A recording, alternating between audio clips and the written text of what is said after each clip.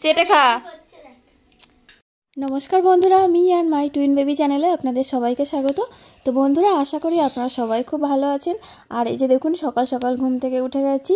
তো আজকের ব্লগটি শুরু করছি এখন থেকে। তো আপনারা সাথে থাকুন, পুরো ব্লগটি দেখুন, আশা করি আপনাদের ভালো লাগবে। আর এই যে দেখুন, মুখে কি একটা র্যাশ কি একটা হয়েছে বুঝতে পারছি না। তো এত ব্যথা, মানে ঠিক করে হাঁ করতে পারছি না, মানে ভীষণ সমস্যা হচ্ছে। এই যে দেখুন, কাছ থেকে দেখাচ্ছি, এই যে এটা। তো এটার জন্য একটু সমস্যা হচ্ছে। তারপরে তোজো আর তান্ত বারবার ওখানে হাত দিচ্ছে। আর এই যে দেখুন, বিছানাও গুছিয়ে নিয়েছি। আর সকালে উঠে মানে মাসিকে সব কিছু কাচতে দিয়েছি, মানে বেডশিটটা। তো আজকে মানে চেঞ্জ করে একটু রঙিন দিয়েছি। তো যাই হোক বন্ধুরা, বিছানা তো গোছানো হয়ে গেছে। এবার তোজো তানের খাবার রেডি করে সোজা চলে যাব রান্নাঘরে। তো বন্ধুরা, আজকে রান্না হচ্ছে এই যে পেঁপে আলু আর এই লাউ ডাঁটা। তো পেঁপে আলু দিয়ে লাউ ডাঁটা, সাথে থাকছে পোনা মাছ। এক কথায় পেঁপে আলু লাউ ডাঁটা দিয়ে পোনা মাছের ঝোল। তো এখন মাছগুলো ভেজে নেব। আর এই যে মা সকালবেলা উঠে শাক তুলে রেখেছে। তো বিভিন্ন রকম শাক, আমার তো ভীষণ ভালো লাগে শাক খেতে। আপনাদের কার কার শাক খেতে ভালো লাগে অবশ্যই কিন্তু কমেন্ট করে জানাবেন।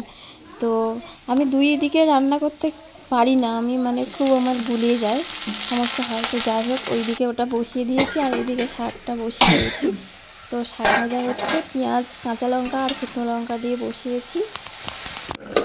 তো বন্ধুরা, শাক ভাজা হয়ে গেছে। আর এই যে পেঁপে আলু সজনে ডাঁটা মাছ দিয়ে যে হালকা ঝোল, সেটাও হয়ে গেছে। আর আমি এবার স্নানে যাব। তো তোজো তানের স্নান হয়ে গেছে। এই যে ওরা টিভি দেখছে আর খাচ্ছে, আর মা ওদেরকে খাইয়ে দিচ্ছে। তো মা এখনও স্নান করিনি, মা ওদেরকে খাইয়ে তারপর স্নান করবে। আর আমি এখন যাব স্নান সেরে পুজো দিতে। তার কারণ আজকে আবার বৃহস্পতিবার, সকাল সকাল পুজো দেওয়ার ব্যাপার আছে, সেই জন্য এলাম ওদেরকে ঘুম পাড়াতে। ও ভাত খেয়েছো? কি দিয়ে খেয়েছো? মাছ। তুমি কি দিয়ে খেয়ে? এবার ঘুমাবে তো? ঘুমোতে হবে। নাও নাও, বিকালবেলা আবার পার্কে যাবে। দরজা বন্ধ করে দিয়েছো? ঘুমাবে তাই? চলে এসো চলে এসো চলে এসো, তাড়াতাড়ি চলে এসো, ঘুমাবে। পুলিশ আসবে? আচ্ছা ঠিক আছে, তাড়াতাড়ি চলে এসো, ঘুমাতে হবে। ওঠো। আরে কোথায় যাচ্ছ তুমি? কোথা থেকে? ওখান থেকে উঠছো কেন? এসো এসো, তাড়াতাড়ি এসো। বিকালে আবার পার্কে যাবে তো, তাই এসো তাড়াতাড়ি।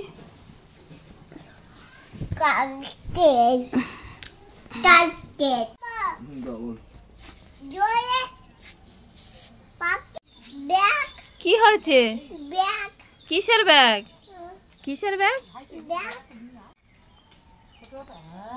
কি চাই? কি চাই? পয়সা? কি করবি? দোকান। পার্কে স্লিপ চড়বে না, শুধু দোলনা চড়বে।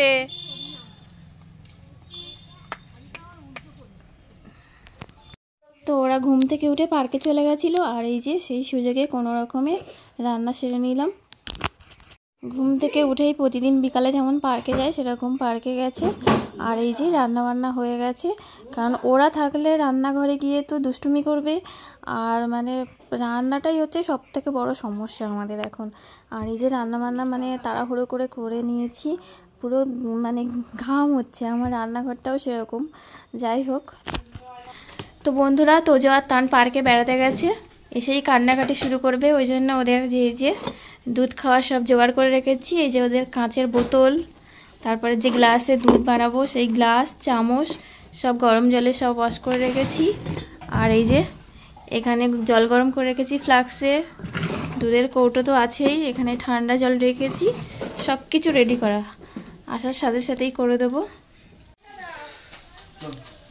কোথায় গেছিলে? দুধু খাবে তো, আমি তো সব রেডি করে রেখেছি। কি হয়েছে, খিদে পেয়েছে? খাবে? পার্কে গেছিলে? আচ্ছা ঠিক আছে, এগুলো এবার খুলে দাও। ট্রেন দেখেছো? কটা ট্রেন গেছিল? 4টে ট্রেন গেছিল। এদিকে এখানে এসো, আমি খুলে দিচ্ছি। সিটি? তাই? স্লিপ চড়েছিলে নাকি? দোলনা, আচ্ছা ঠিক আছে, স্লিপ এখন চড়ার দরকার নেই, আর একটু বড় হবে তারপরে। হ্যাঁ ঠিক আছে বাবা, জুতো খোলো, পাপার কাছে যাও, জুতো খুলে দেবে। ওটা আমার কাছে দাও, ঠান্ডা লেগেছে।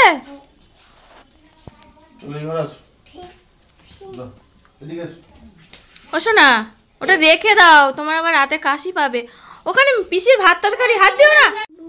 তুমি ঘরে যাও, আমি দুধ রেডি করে আনছি। হ্যাঁ আমি তো এই দোকান খুলে বসে আছি, এক্ষুনি হাত দিস না। উফ, পিসির তরকারি, পিসির ভাত তরকারি হয়েছে না, ফ্রিজে হাত দিও না। দাদা কি করেছে?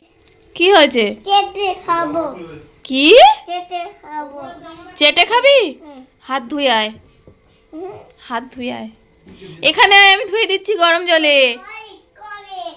এখানে আয়, এখানে আয়। এই ছোট, আমার ভালো লাগে না।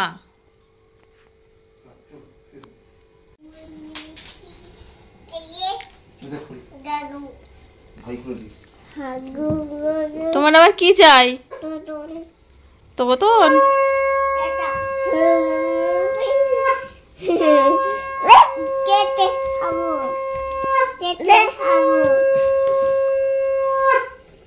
চেটে খাবি? হাত ধুয়ে এসছিস? কিসের থেকে?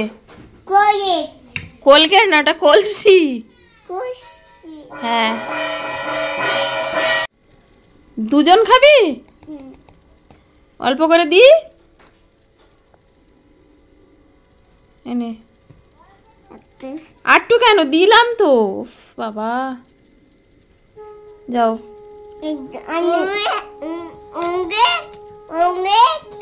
কি অনেক দিয়েছি, তুই হাত পাত ভালো করে, এরকম করে। আমি তো দেখতে পাচ্ছি না। পড়ে গেল সব।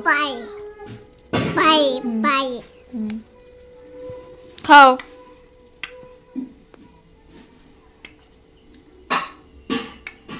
কি হয়েছে? চেটে খা। এখানে আয়। এখানে দাদার ধারে দাঁড়া, দুজন চেটে খাও একসাথে।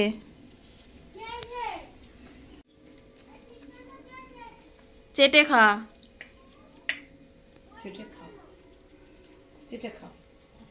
চাটছে না, আমার দিকে ফিরে চাট।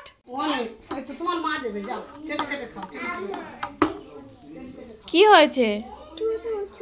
ছোট কি করেছে? সব নিয়ে নিয়েছে? না তো, তুমি তো তোমারটা খেয়েছো। তোমার আবার কি হলো? তুই খাচ্ছিস কেমন করে? না না না না, এই বড় ছেলে কিন্তু ওর দূর থেকে নিয়ে নি।